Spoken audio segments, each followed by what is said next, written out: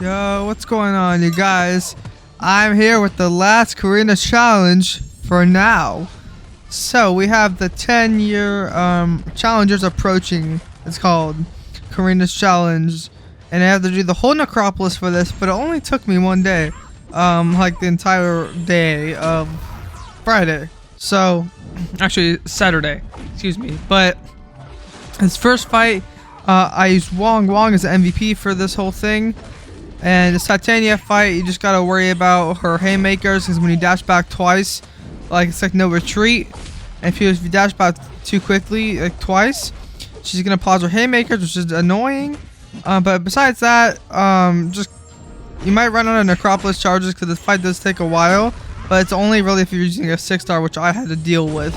But besides that, just play with play Wong normally, and you should be fine. Just building up your spells. And that's pretty much it. So it's a good ramp up fight. I mean, it isn't actually ramp, but it's just a good test fight. But it's still not the easiest. So this second fight actually isn't Wong, but you can use Wong. I would just recommend bringing Wiccan, because if you get one neutralized up, you'll be neutralizing all of Vision Argus's power gains, and so you'll be like, it applies an incinerate or shock or something. I forget which one, but you just stack a lot of debuffs because you have the neutralize up, and all you gotta do, I didn't really know what I was doing. I just threw my spells, which was heavy attack, hold dash back, and hold block. It's end combo with a light attack, and it's just end a combo with a medium attack. It's just all kinds of like, just all the ways you do with spells. I just kind of spammed it, but I just made sure to keep my neutralize up, which you do by ending your combo with a light attack. So just keep the neutralize up and kind of just throw everything you got. Just that's what I did. I don't even know what to say to you guys. That's really all I did. I didn't really know what I was doing with Wiccan, because I don't know too much about Wiccan, but just keep the neutralize up. But you don't have to use Wong or Wiccan for any of these fights. There's still a lot of great counters. Like, you could Vox everything, like right there. But for this fight, Omega Sentinel will auto block, but I use Vox and Adam Warlock. Adam Warlock finished it off, but even if she doesn't auto block you, it'll still apply an incinerate, which might hurt. So like that right there, it doesn't. She just doesn't auto block me sometimes, but it'll still apply incinerate, so it kind of hurts. But besides that, Vox or Adam Warlock, just spam. Keep your undermining up with Vox, or just keep your unblockable up with Adam Warlock. You should be good. I think Adam Warlock might be more safe because he can go incinerate immune with his little immunity thing. I forget what it's called, but he's that little like immunity buff, which is actually very useful. So either one of them works. Not too much. It's not really a hard fight. And this fight is actually, I would say, the easiest fight. So you just keep knocking Airwalker down, and that's all you gotta do, man. Knock your Airwalker down, and then you see those blue spells. You're gonna want to stack your blue spells first in pretty much every fight, but especially this fight, because right here you block all of Airwalker's special attacks, because 3 is the max spells. But once you have 3 of the blue spells, any energy attack or like special attack you block, you regenerate all of that. So you'll regenerate everything that you take, all the special attacks you take from Airwalker, I think, as long as it's in the block. So once you get those 3 up, you basically get the other 2 spells to 3, if that makes any sense. So this fight, just a kind of vanilla fight. The prowess will hurt from Captain Britain, so just make sure to know when you're getting reverse controlled, and still block all of her special hits. Just make sure you get your blue spells up first. You just switch to your blue spell mode. Actually, it's like the green spell. Sorry, the blue spell is the damage spell, which you want to get like second, and the third one you want to get last is like the yellow one, just physical resistance. But yeah, get the green tealish ones up first. Get all 3, so you switch to that mode and throw special ones.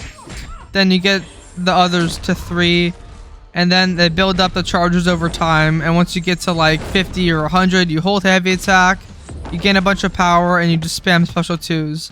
And Wong really was so much fun, not gonna lie. This was like the most fun I've ever had in the Necropolis. But Well, this Wiccan fight, hey, I know it's going kind of quickly, but it's kind of the same thing.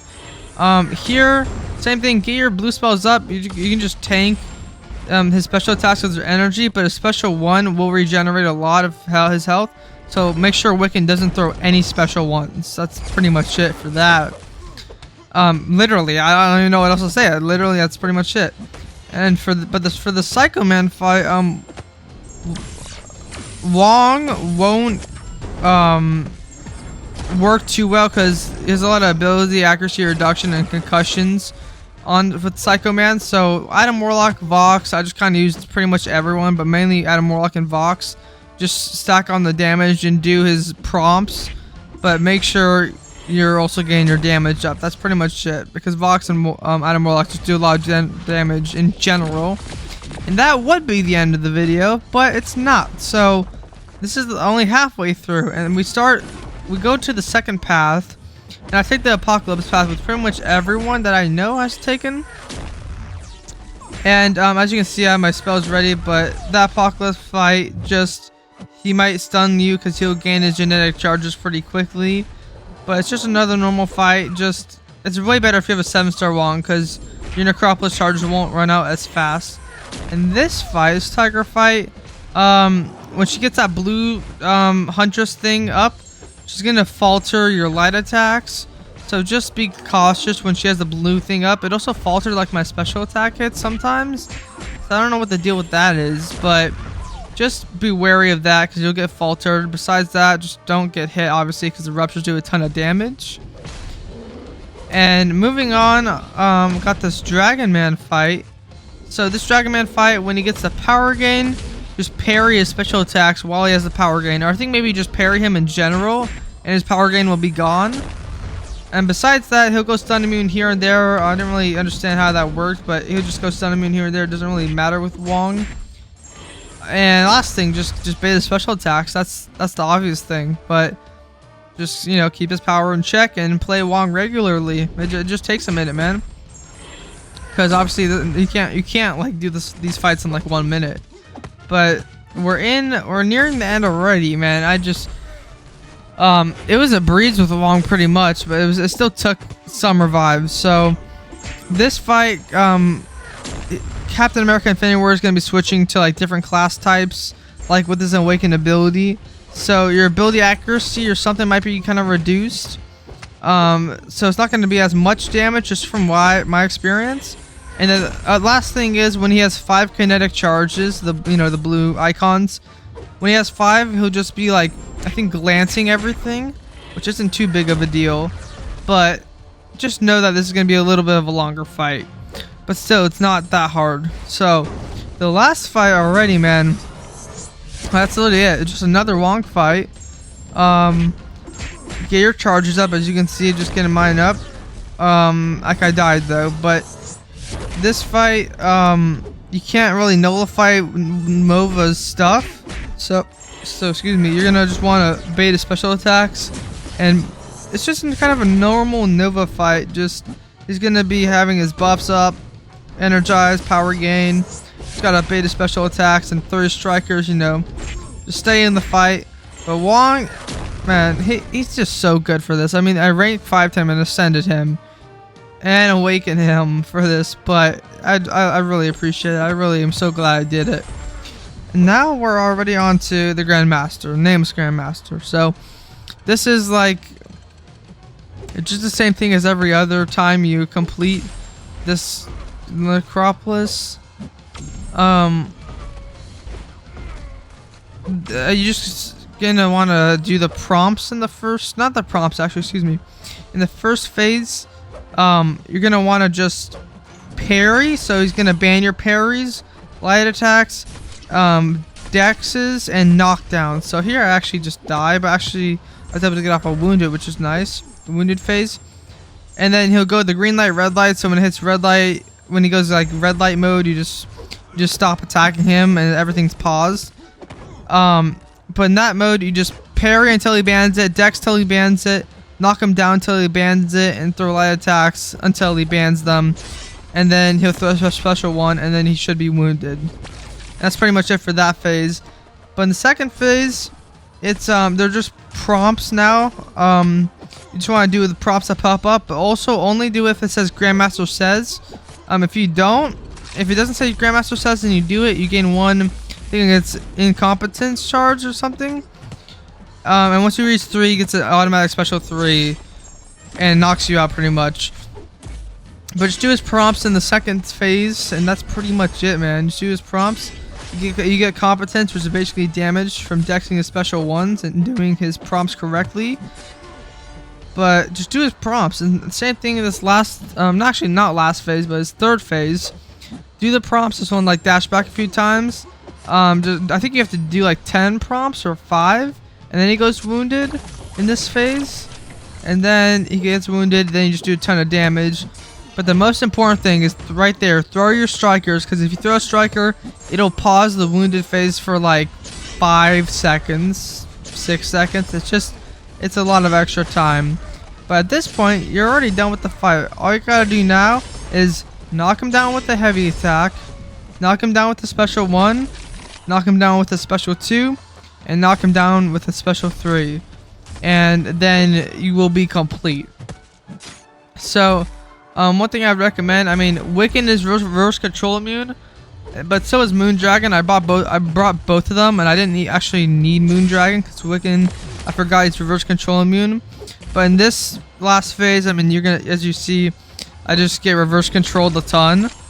So, and I died here. So just get a reverse control immune for this phase. Just please trust me. Like, you just have to. It's really annoying if you don't, because it like reverses your controls every other time you dash, which kind of sucks. But if you have a reverse control immune, you're just chilling. Like with Moondragon here, I'm just chilling. So last thing I gotta do right here, knock him down with the special 3, and he will be dead after that pretty much. But hopefully I explained these fights good enough for you guys. Also, real quick, special 2 won't kill you by the Grandmaster. It'll like do a percentage of your health, but it won't kill you. It'll leave you alive, like no matter what, I'm pretty sure. But it will still get you pretty low. So try not to have him throw that. But yeah, hopefully I explained these fights good enough for you guys. It's really not too complicated. Just rank up Wong, please. He's so fun to use, and he's actually amazing for this. But we finished the fight right here, and that is the 5th Karina's challenge, 5th new one, like the anniversary Karina's challenge. And look at that, we have a Titan crystal, 2 7-star crystals, and 60 generic 7-star safe stones. That's pretty nice. And then we have a 2 to 3 generic rank up gem, a tier 7 basic, I think, and then an awakening gem, a 7-star awakening gem crystal. So I gotta show you guys this opening because this one actually mattered. And we're gonna start off with these 2 7-star crystals. Hey man, just looking for anything good, anything new, hopefully. And I do get a Juggernaut awakening, so that was really good. Actually, I need to record these live, man. These openings, like, I don't want to pre-record it like I am right now because it was actually more interesting. But the second crystal, here we go, and I get Wong. That is actually crazy. Like, guys, I can't even, like, I just rank 5 ascended and awakened my 6-star Wong, bro. You can't be serious. Like, this is actually insane.